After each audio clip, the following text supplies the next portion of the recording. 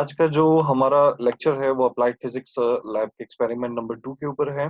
Last time हम vernier caliper के बारे में स्टडी कर चुके थे। इस टाइम हम जो है वो स्क्रू गेज, जो एक और हमारे पास माइक्रोमीटर है, इसके बारे में हमने स्टडी करना है। सिमिलर जिस तरह से उसकी वर्किंग प्रोसीजर था, इसी तरह हमारे पास स्क्रू गेज का भी वर्किंग प्रोसीजर होगा।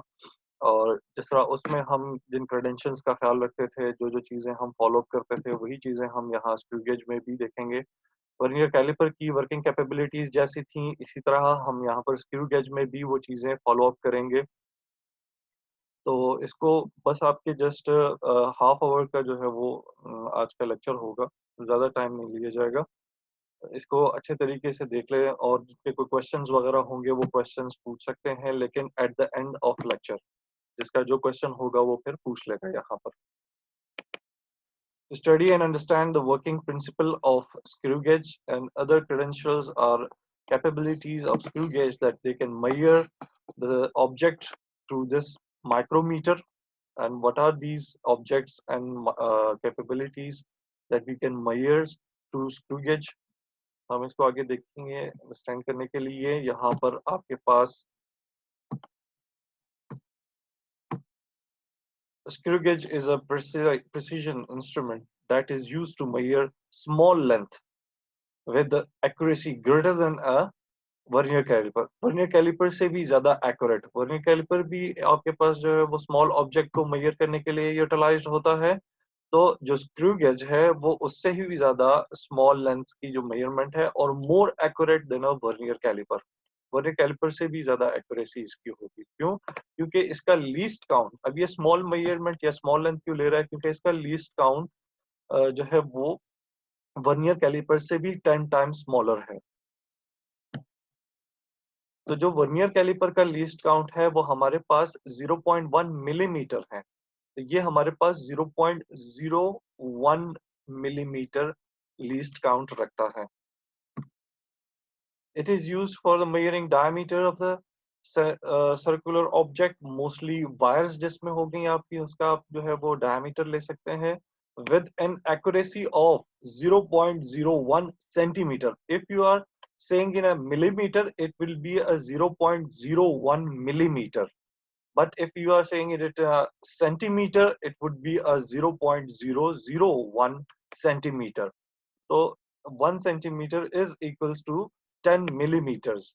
तो हम जब यहाँ पर इसकी मेजरमेंट लेंगे तो सेंटीमीटर्स में ये 10 टाइम उससे प्रिसाइज्ड होगा। तो it is also called as a micrometer screw gauge. इसको हम माइक्रोमीटर्स भी कहते हैं। जितनी हमारे पास स्मॉल लेंथ या डायमीटर, स्मॉल डायमीटर्स को मेजर करने के लिए जो इंस्ट्रूमेंट यूज हो रहे हैं उनको हम माइक्रोमीटर्स कह रहे हैं, क्योंकि वो माइक्रो मेजरमेंट्स ले रहे हैं हमारे पास। तो वो माइक्रो मेजरमेंट्स की बेसिस के ऊपर हम इनको माइक्रोमीटर्स कहते हैं। meters is a length scale through which we can consider to be a small prefixes of the meters, जिसमें हम prefixes of the small prefixes हम ले सकते हैं। it means के 10 की पावर माइनस में जब आपके पास आ रही होगी prefixes, तो आप उसको माइक्रोमीटर्स के जरिए से मेजर कर लेंगे। तो वो माइक्रोमीटर्स आपके पास फर्स्ट टाइम पे आपने वर्नियर कैलिपर को स्टडी कर लिया। उसके बाद आपके पास अब आ गया है स्क्रू गेज। तो स्क्रू गेज की जो मेजरमेंट्स का प्रोसीजर है वो हम कैसे लेंगे, ये उसका आपके सामने जो है वो एक स्ट्रक्चर सामने आ रहा है। क्या क्या चीजें उसके अंदर इन्वॉल्व हैं वो आप देख रहे हैं, ठीक है। तो इसमें आपके पास जो है वो screw gauge works on a principle of a screws. Screw की प्रिंसिपल में आप देख रहे होंगे कि छोटे छोटे जो स्क्रू है उसको जो है वो रोटेट करके आपके पास जो है मेजरमेंट ले रहा होता है। वर्नियर कैलिपर के अंदर आप उसके जो वर्नियर स्केल था उसको आप मूव करते थे। इसका आपके पास जिस तरह स्क्रू को टाइट किया जाता है क्लॉकवाइज और एंटी क्लॉकवाइज, उसको जो है वो आप लूज करते हैं। तो सिमिलरली इसकी मेजरमेंट भी आपकी इसी तरह है कि आप इसको क्लॉकवाइज रोटेट करके आप इसको टाइट करते हैं, ताकि इनके जो स्टड और स्पिंडल है उसके दरमियान में कोई भी ऑब्जेक्ट को ग्रिप देकर ग्रास्प करके उसकी मेजरमेंट ली जा सके। Either it would be a length of any object और it would be a diameter of any circular object.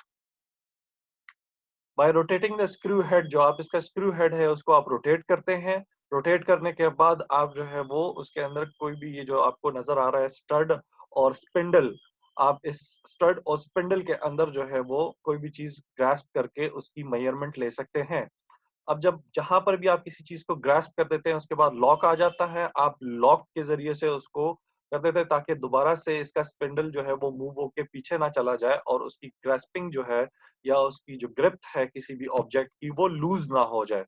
तो उसको लूज मूवमेंट से बचाने के लिए आप इसको लॉक लगा देते हैं एंड देन इसके बाद आपके पास ये सर्कुलर सैंडर आपको नजर आ रहा है जिसमें एक मेन स्केल नजर आ रहा है, ठीक है, और यहाँ पर वर्नियर स्केल की जगह सर्कुलर स्केल आपको नजर आ रहा होगा जिसमें टोटल मेजरमेंट्स आपकी 100 है, 100 मिलीमीटर्स मेजरमेंट्स है आपके पास और मिलीमीटर्स को आप काउंट करके एज अ 10 सेंटीमीटर कंसीडर कर सकते हैं ऑन रोटेशन स्केल के ऊपर। फिर ये आपको हॉलो सिलेंडर और स्लीव नजर आ रहा है और उसके ऊपर मेन स्केल जो है वो प्रिंटेड हुआ है, उसकी मेजरमेंट प्रिंटेड हुई है। यहाँ पर लाइन ऑफ इंडेक्स आपको नजर आ रही है, मेटल फ्रेम नजर आ रहा है आपको और सर्कुलर स्केल नजर आ रहा है। सर्कुलर स्केल में थिम्बल आपको नजर आ रहा है और फिर ये आपके पास रिचल नजर आ रहा है जो कि हर एक अपनी मूवमेंट्स के हिसाब से मेजरमेंट के इस इंस्ट्रूमेंट को प्लेस कर रहा है। We get the linear movement of the, हम यहाँ पर लीनियर मूवमेंट मेन स्केल के ऊपर जो है वो लीनियर मूवमेंट रखेंगे, उसके ऊपर जो मूवमेंट होगी जो मेजरमेंट्स के लिए वो लीनियर वाइज होगी और जो सर्कुलर के ऊपर स्केल आ रहा है उसके ऊपर आपकी मूवमेंट्स जो होंगी वो सर्कुलर फॉर्म में होंगी। This linear movement is used to calculate the diameter of the wire और the thickness of the metal plate. आप मेटल प्लेट की थिकनेस को भी फाइंड आउट कर सकते हैं और आप लीनियरली जो किसी भी चीज का डायमीटर भी आप फाइंड आउट कर सकते हैं। तो ये इसके वर्किंग प्रिंसिपल हैं जिसके जरिए से वो अपने इस पार्ट्स के बिना के ऊपर आप जो है वो डिफरेंट चीजों की मेजरमेंट गेट कर सकते हैं। नेक्स्ट टू इससे आगे आपकी इसकी कंस्ट्रक्शन में जो आप पीछे आपने चीजें देख ली हैं, simple screw gauge consist of a U shape metal frame इसके ऊपर होगा। ये मेटल फ्रेम होगा, उस मेटल फ्रेम के अंदर फिक्स्ड एक स्टड लगा होगा एक एंड के ऊपर, ये आपको नजर आ रहा है एक स्टड इसके ऊपर लगा हुआ है एक एंड के ऊपर। हॉलो सिलेंडर और स्लीव जिसको आप कहते हैं ये हॉलो सिलेंडर है आपके पास, ये स्लीव जिसके ऊपर मेन स्केल जो है वो प्रिंटेड फॉर्म में आपको नजर आ रहा है। हैज अ मिलीमीटर स्केल, इसकी जो स्केल है वो लेंथ वो मिलीमीटर्स के अंदर है इस मेन स्केल के ऊपर। एंड लाइंस कॉल, इसके ऊपर जो लाइंस नजर आ रही है उनको हम इंडेक्स लाइंस कहेंगे जो पैरेलल टू इट्स एक्सेस होगी, जो उसका एक्सेस है आपको नजर आ रहा है उसके पैरेलल है इसका इंडेक्स लाइन। अब आप देख रहे हैं ये आपका लीनियर स्केल है सारा और इसके ऊपर ये जो इंडेक्स लाइन नजर आ रही है ये बिल्कुल पैरेलली बिल्कुल स्ट्रेटली, इसमें कोई टेढ़ापन नहीं है कोई तिरछापन नहीं है, ये बिल्कुल स्ट्रेट इसके ऊपर प्रिंटेड हुई हुई है और ये स्मॉल डिविजन्स आपको नजर आ रही हैं मिलीमीटर्स के अंदर जो कि ये डिफाइन कर रही हैं कि इसके जो मेजरमेंट्स होगी वो मिलीमीटर्स में डिफाइन की जाएंगी on main scale. Hollow cylinder act as a nut, ये एक नट की तरह एक्ट कर रहा होता है, इसको आप घुमा के यहाँ पर आगे इसके ऊपर जो सर्कुलर सिलेंडर है उसको मूव कर सकते हैं and it is fixed at the end of U shape. अब यू शेप फ्रेम के साथ ये फिक्स्ड हुआ हुआ है frame and opposite to the stud. तो आप देख रहे हैं यहाँ पर ये अपोजिट टू द स्टड आपको ये स्पिंडल नजर आ रहा है। स्पिंडल के ये स्पिंडल कहाँ गुजर रहा है, ये बिल्कुल मेन स्केल के अंदर, ये हॉलो सिलेंडर के अंदर से ये पास ऑन हो रहा है। तो ये मूवेबल फॉर्म में है और इस मूवेबिलिटी के थ्रू ये यहाँ पर चीजों को आपके लिए मेजर कर रहा है। तो यहाँ ये जो स्पिंडल होगा ये मूव कर रहा होगा और इस मूवमेंट की वजह से यहाँ पर ये चीजें आपको क्लियरली इसकी जो है वो नजर आ रही होंगी। जैसे मैंने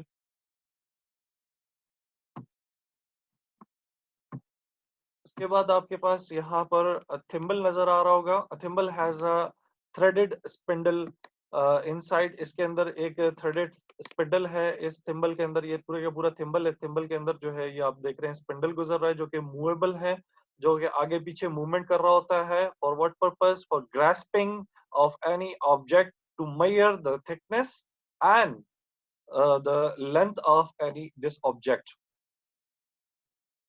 और as the thimble completes one rotation, अगर एक थिम्बल अपनी कंप्लीट रोटेशन कर लेता है तो वो स्पिंडल को मूव कर देता है 1 मिलीमीटर तक। आप इस थिम्बल को कंप्लीटली एक रोटेशन पे एक लेकर आएंगे। जब ये पूरा कंप्लीट रोटेट कर देगा तो ये 1 मिलीमीटर तक मेन स्केल के ऊपर आगे मूव कर लेगा। अगर आप इसको क्लॉकवाइज मूव करेंगे तो ये आगे की तरफ मूव करेगा, और अगर आप इसको एंटी क्लॉकवाइज पूरा रोटेट कर लेंगे, एक सर्कुलर रोटेशन इसको दे देंगे, तो ये 1 मिलीमीटर के करीब बैक जो है वो मूव करेगा। The spindle moves 1 millimeter along the index line. Index line जो मेन स्केल है उसके ऊपर जो इंडेक्स लाइन है उस पे 1 मिलीमीटर तक मूव करेगा। तो it is because the distance between a consecutive thread on the spindle is 1 millimetre. तो जो डिस्टेंस आपके पास कंसेक्टिव डिस्टेंसेस आ रहे हैं ये 0 से 5 तक, ये 1 मिलीमीटर तक आपके पास ये डिस्टेंसेस है। तो इसमें अगर आप इसको एक दफा कंप्लीट मूव कराएंगे तो ये 1 मिलीमीटर आगे मूव करेगा, देन दोबारा मूव कराएंगे तो ये फिर 1 मिलीमीटर तक आगे मूव करेगा। जब आप इसको जब आप का स्पिंडल बहुत दूर है और उसमें ग्रास्पिंग अभी रहती है तो आप उस टाइम आप थिम्बल से मूव करेंगे, लेकिन जब आप ग्रास्प कर लेते हैं किसी भी ऑब्जेक्ट को तो फिर आप थिम्बल से नहीं, फिर आप रिचल से मूव करवाएंगे उसको, ताकि आपका इंस्ट्रूमेंट खराब ना हो या उसमें कोई भी एरर जो है या जीरो एरर जो है उसकी कैपेसिटी ना इंक्लूड हो जाए। तो this distance is called a pitch of the screw gauge. तो ये जो 1 मिलीमीटर का आपके पास आ रहा है इसको हम कहते हैं pitch of the screw gauge. तो ये इंडेक्स लाइन के ऊपर जो ये डिविजन्स आपके पास आ रही हैं, स्मॉल डिविजन्स, इन डिविजन्स के ऊपर जो स्मॉलेस्ट आपके पास मेजरमेंट है वो 1 मिलीमीटर की है। उस 1 मिलीमीटर को वो कहता है कि it would be the pitch of screw gauge. आगे फिर आपके पास थिम्बल हैज 100 डिवीजन। थिम्बल जो सर्कुलर स्केल आपको नजर आ रहा है ये टोटल 100 डिविजन्स इसके अंदर मौजूद होती हैं, और 100 divisions around its one end, एक एंड तक इसकी जो है वो 100 division, and it is the circular scale of the screw gauge, इसको हम circular scale of the screw gauge भी कहते हैं। As the thimble complete one rotation, जब थिम्बल वन रोटेशन कंप्लीट कर लेता है तो वो 100 डिविजन्स को पास द इंडेक्स लाइन के ऊपर 100 डिविजन्स पास कर देता है। मींस कि वो 1 मिलीमीटर का अगर मूवमेंट कर रहा है मेन स्केल के ऊपर इंडेक्स लाइन के ऊपर, तो वो 100 डिवीजन से गुजर कर आपके पास 1 मिलीमीटर जो है वो वैल्यू आ रही है along the main scale. Thus, the each division of the circular scale crossing the index line move the thimble 1/1 over 100 millimetre. तो 1/100 मिलीमीटर तक आपके पास एक थिम्बल की मूवमेंट है इंडेक्स लाइन के ऊपर। तो जिसको अगर हम उसका लीस्ट काउंट के जरिए से कंसीडर करें तो it would be on a main scale, जो रीडिंग हमारे पास आएगी वो 0.01 मिलीमीटर होगी, और ये 0.01 मिलीमीटर इस स्क्रू गेज का लीस्ट काउंट कहलाएगी। तो लीस्ट काउंट मेजर करने के लिए the pitch of the screw gauge which is 1 millimetre and the number of the circular total division जो उसकी है वो है 100। तो 1 divided by 100 would be your least count, and which is as calculated 0.01 millimeter. Working of zero error, अगर आपने इसका zero error find out करना है तो find the zero error, close the gap. आपने जो इसके स्क्रू गेज के दरमियान में ये स्टड और स्पिंडल के दरमियान में जो गैप आ रहा है इसको आप बिल्कुल क्लोज कर देंगे। तो क्लोज करने के बाद आप देखेंगे कि जो सर्कुलर स्केल के ऊपर जीरो और जो मेन स्केल के ऊपर जीरो है, क्या ये एक दूसरे के साथ कंसाइड कर रहे हैं, जैसे इस पिक्चर में आपको नजर आ रहा है। तो बिल्कुल ये आप देख रहे हैं मेन स्केल के ऊपर जो उसकी इंडेक्स लाइन का जीरो डिवीजन है वो सर्कुलर स्केल के जीरो डिवीजन के साथ कंसाइड कर रहा है। अगर ये कंसाइड कर रहा है तो इसका मतलब है कि आपके पास कोई जीरो एरर नहीं है, your zero error will be zero.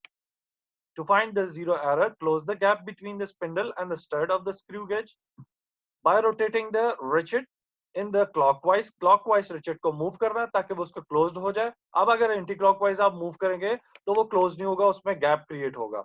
If the zero of the circular scale coincide, अगर वो कंसाइड करता है with the index line, then the zero error would be zero as shown in figure. जो figure में आपको नजर भी आ रहा है, यहाँ पर आपके पास कोई जीरो एरर नहीं है। इससे अगर आप आगे मूव करें, जीरो एरर को देखें, zero error will be positive if the zero of the circular scale is behind the index। अगर वो behind the index, आप देख रहे हैं कि सर्कुलर स्केल का जीरो जो है वो बिल्कुल पीछे आ रहा है, behind the index line आ रहा है, ठीक है। जो है आफ्टर द इंडेक्स लाइन नहीं आ रहा, यहाँ नहीं आ रहा। अब आप देख रहे हैं ये 10, 5 और ये इस 5 से पीछे यहाँ पर 0 मीन्स के इंडेक्स लाइन से बिहाइंड आ रहा है। तो in that case multiple number of divisions of the circular scale that has not cross the index line. तो बहुत सी ऐसी है इंडेक्स लाइंस की जो डिविजन सर्कुलर स्केल की जो डिवीजन है जो इंडेक्स लाइन को क्रॉस नहीं कर रही है, ठीक है, वो उससे पीछे आ रही हैं, बिहाइंड आ रही हैं। तो जहां तक वो क्रॉस नहीं कर रही हैं तो उसके least count of zero gauge को फाइंड द जीरो एरर। तो वहां पर आप जीरो लीस्ट काउंट के जरिए से उसका जीरो एरर फाइंड आउट कर सकते हैं। तो अब आप देखें 15 के बाद जो इसकी मेजरमेंट आ रही है इट वुड बी 16, 17 एंड 18। तो एट 18 डिवीजन तक सर्कुलर स्केल के ऊपर आपके पास मेन स्केल के इंडेक्स लाइन का जो जीरो है वो कॉन्साइड कर रहा है। तो your zero error will be positive 0.18 millimetre. तो अगर आप मिलीमीटर में बात करेंगे तो ये 0.1 मिलीमीटर होगा। तो आपने क्या किया, आपने जो 18 डिवीजन थी उसको लीस्ट काउंट के साथ मल्टीप्लाई कर दिया। तो मल्टीप्लाई करने के बाद आपका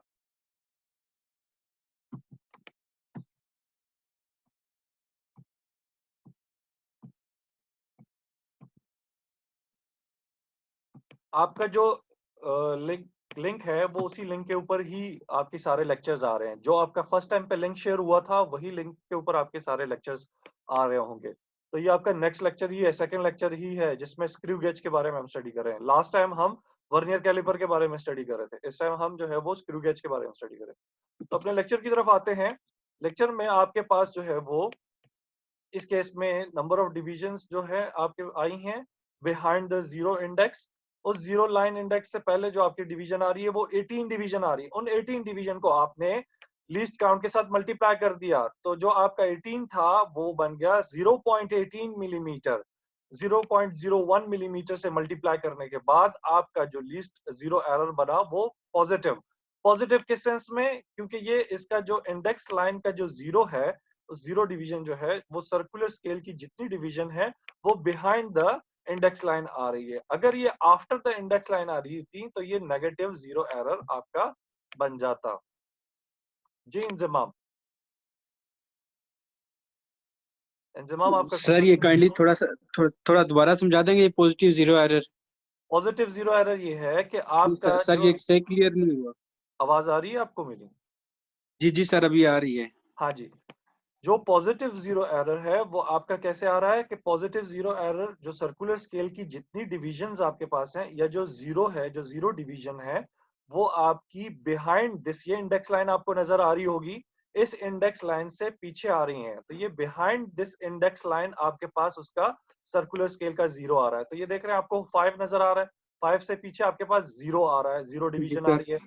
वो जीरो डिवीजन आपके पास जी बिहाइंड दिस इंडेक्स लाइन आ रही है। तो that's why it would be a जी सर। Positive zero error.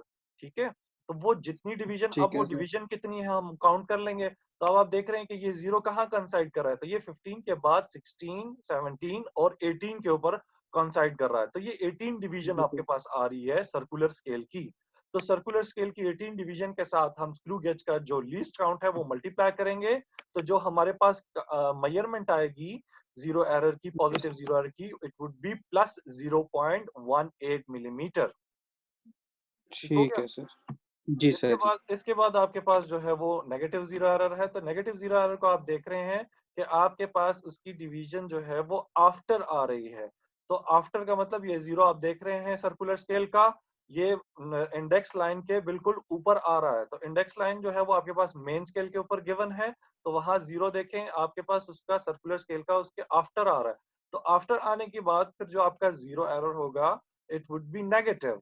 तो वो कितनी डिविजन्स के ऊपर आ रहा है, तो आप जीरो से बिहाइंड जब आप रिवर्स ऑर्डर में एंटी क्लॉकवाइज जाएंगे तो आप मेजरमेंट करेंगे तो देखेंगे कि ये 1, 2, 3, 4 और 5, 5 डिवीजन के ऊपर आफ्टर आपके जीरो आ रहा है। तो इस 5 डिवीजन को आप लीस्ट काउंट से मल्टीप्लाई करेंगे तो your reading will become in 0.05। तो 0.05 का एरर आपके पास आ रहा है इसके अंदर। ठीक है, तो फाइंड द डायमीटर। अब आप डायमीटर कैसे फाइंड करते हैं, ये आपने एक वायर ले ली, उसको आपने ग्रास्प कर दिया स्पिंडल और स्टड के अंदर, और उसके बाद फिर आपने रीडिंग ले ली, तो रीडिंग आपने देखी कि आपका जो मेन स्केल की रीडिंग है वो क्या आ रही है और जो वर्नियर स्केल की रीडिंग है वो क्या आ रही है। तो आप देख रहे हैं कि आपके सामने जो यहाँ पर रीडिंग आ रही है इट इज 2 मिलीमीटर, ठीक है। और जो सर्कुलर स्केल की रीडिंग आ रही है वो 85 डिवीजन के ऊपर आ रही है। तो 85 डिवीजन सर्कुलर स्केल के साथ आप 0.01 को मल्टीप्लाई कर देंगे, तो आपके पास मल्टीप्लाई करने के बाद 85 को, तो आपके पास क्या बन जाएगा 0.85 मिलीमीटर सर्कुलर स्केल की रीडिंग आ गई है। और जो मेन स्केल की रीडिंग है इट्स 2 मिलीमीटर। तो ये आप देख रहे हैं इंडेक्स लाइन के ऊपर सेकंड डिवीजन आपके पास आ रही है 0 एंड 1 और उसके बाद 2। तो 2 के ऊपर आपके पास जो कॉन्साइड कर रहा है डिवीजन वो 85 के ऊपर कॉन्साइड कर रहा है। तो ये 2 मिलीमीटर आपके पास डिवीजन। तो 2 मिलीमीटर प्लस 0.85 मिलीमीटर, तो आपके पास इसका जो डायमीटर बन गया इस वायर का वो क्या बना 2.85 मिलीमीटर इसका डायमीटर बन गया।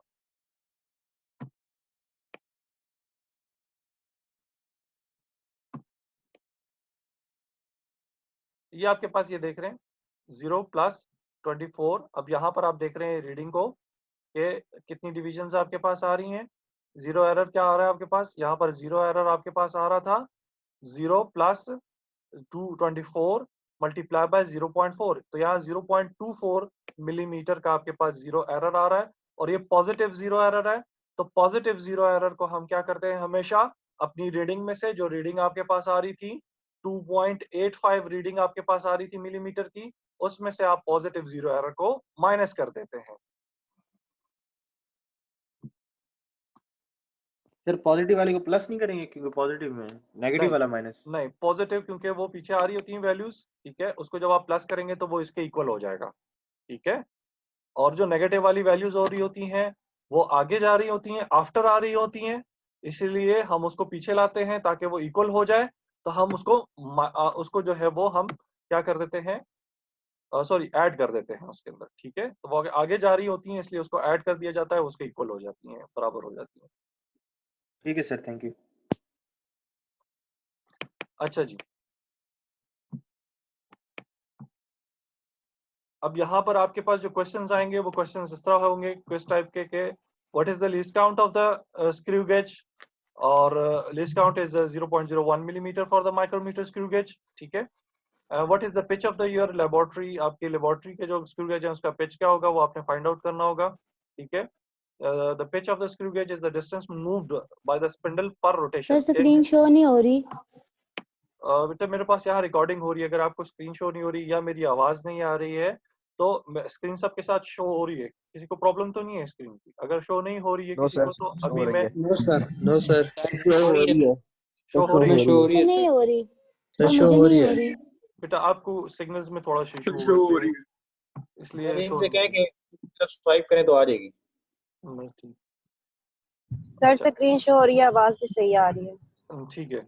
अच्छा, अब इसमें अब आपके पास क्या है कि यहाँ पर आपने जो है वो पिच फाइंड आउट करना है। तो पिच फाइंड आउट करने के लिए आप स्पिंडल को मूव करते हैं पर रेवोल्यूशन। तो आप देखते हैं कि आप एक जगह रीडिंग रख लेते हैं, उसके बाद आप स्पिंडल को मूव करने के लिए आप थिम्बल मूव करेंगे। थिम्बल आप देखेंगे वो जब अपनी पूरी कंप्लीट रोटेशन कंप्लीट करता है तो वो क्या कंप्लीट रोटेशन करने के बाद वो कितनी मूवमेंट इंडेक्स लाइन के ऊपर लेता है। एक रोटेशन मतलब 0 से लेकर 100 तक वो अपनी रोटेशन कंप्लीट करता है। तो वो 100 रोटेशन का जी बोलो, ये पिच क्या होती है? मैं आपको बता रहा हूँ। यहाँ पर देखें आपके पास ये थिम्बल आ रहा है। इस थिम्बल को जब आप मूव करते हैं तो मूव अब इसकी 0 से लेकर यहाँ पर आप देख रहे हैं ये टोटल इसकी डिवीजन, ये तो आपको पता होना चाहिए कि इसकी सर्कुलर स्केल के ऊपर डिवीजन 0 से लेकर 100 तक है। तो जब आप इसको जी सर। 0 से लेकर 100 तक पूरा रोटेट करते हैं तो ये जो आपको इंडेक्स लाइन नजर आ रही है ये इसकी इंडेक्स लाइन। तो आप देखते हैं कि ये इंडेक्स लाइन के ऊपर कितना मूव करता है डिवीजन। आप 0 रखा आपने, यहाँ पर आपने 0 रख दिया, ठीक है। फॉर एग्जाम्पल ये यहाँ पर पीछे जो आ रही है आपके पास ये, यहाँ पर आपने कहीं भी किसी भी रीडिंग के ऊपर या किसी भी डिवीजन के ऊपर आपने ये 5 डिवीजन के ऊपर आप रख लें अपने 0 को, या किसी भी डिवीजन के ऊपर आप 0 को रखें। 0 को रखने के बाद आप देखते हैं जब आप वहां उस डिवीजन से इंडेक्स लाइन के ऊपर उस डिवीजन से आप पूरा एक कंप्लीट रोटेशन करेंगे तो उस कंप्लीट रोटेशन को वो देखता है कि इस इंडेक्स लाइन के ऊपर कहाँ रुकता है। वो इसके हाफ में जाके रुकेगा यहाँ पर, या इसका पूरा ये डिवीजन कंप्लीट करेगा। तो जब वो पूरे एक डिवीजन कंप्लीट करेगा तो इट्स मीन के वो 1 मिलीमीटर का पिच रखता है। अगर वो 1 मिलीमीटर का नहीं तो वो क्या करेगा, अगर वो यहाँ से मूवमेंट करेगा तो वो इसके हाफ तक भी आ जाए तो इट्स मीन के वो 0.5 मिलीमीटर उसकी पिच होगी। शर्त ये है कि वहां पर आपको सिंबल को कंप्लीट सर्कुलेट करवाना है। कंप्लीट सर्कुलेट मतलब 0 से लेकर 100 डिवीजन तक उसको मूव करवाना है। तो वो जब तक 100 डिवीजन को मूव करता है तो आपके पास उसकी मेन स्केल की रीडिंग आपने नोट कर लेनी है। उसके अकॉर्डिंग वो कहता है कि इस मूवमेंट के साथ जब वो 100 तक पहुंचेगा तो वो कितना उसने स्पिंडल को मूव करवाया, 1 मिलीमीटर तक, 0.5 मिलीमीटर तक, जितना भी वो जितनी मूवमेंट उस सर्कुलर स्केल की होगी उस मेन स्केल के ऊपर 100 डिवीजन तक, वो उसका पिच कहलाएगा। क्लियर हो गया? जी सर। तो ये माइक्रोमीटर अगर हम अपनी लेबोरेटरी में कहीं देखें, क्वेश्चन वगैरह देखें तो उसमें आपके पास 0.5 पिच आ रही होती है, कहीं 1 मिलीमीटर पिच आ रही होती है। तो 2 फुल टर्न जब आप देते हैं, कंप्लीट जब आप देखते हैं, तो जब आप क्लोज कर लेते हैं जॉस को तो वो 1 मिलीमीटर के बराबर आ जाता है। ठीक है। What is the range of your laboratory screw gauge? आपके लेबोरेटरी की स्क्रू गेज की रेंज कितनी है? हमारे लेबोरेटरी की स्क्रू गेज की रेंज जो है वो 0.01 मिलीमीटर से लेकर 100 मिलीमीटर तक रेंज है स्क्रू गेज की। आप स्क्रू गेज को इतना ओपन अप कर सकते हैं, लीस्ट काउंट से लेकर 0.01 मिलीमीटर से लेकर 100 मिलीमीटर तक आप अपने स्क्रू गेज की रेंज ले सकते हैं। ठीक है। Which one of the two instrument is more precise and why? Vernier calliper या स्क्रू गेज में से कौन सा इंस्ट्रूमेंट आपके पास ज्यादा प्रिसाइज है और क्यों प्रिसाइज है? Vernier calliper and screw gauge, because of their least count 0.1 millimetre for vernier calliper and 0.01 millimetre for micrometer screw gauge. तो जिसका सबसे ज्यादा कम लीस्ट काउंट होगा वो हमारे पास ज्यादा प्रिसाइज और एक्यूरेट वैल्यू देगा। क्लियर होगी बात? जी सर। जी सर। ठीक है। ओके बेटा, आज का लेक्चर हमारा यहीं तक था। ठीक है, आपकी अटेंडेंस में ले चुका हूँ। और सर एक क्वेश्चन। जी अच्छा। सर मैं थोड़ा एक क्वेश्चन हुआ था सर, मेरी भी अटेंडेंस ले लें। ठीक है बेटा। जी बेटा। सर मेरी भी। जी बेटा। सर क्वेश्चन था। हाँ जी, बोले क्वेश्चन। सर अटेंडेंस होगी? जिसका क्वेश्चन होगा वो हाथ रेस करें। मेरी भी यार अटेंडेंस क्वेश्चन कर ले सबकी ले लिए मैं, जो भी हाजिर है ऑनलाइन है सबकी मैंने अटेंडेंस ले चुका हूँ। ठीक है। सर लेक्चर की रिकॉर्डिंग कब तक मिलेगी? आज मिल जाएगी। सर मेरा क्वेश्चन ये है कि इसको हम जी सर मेरा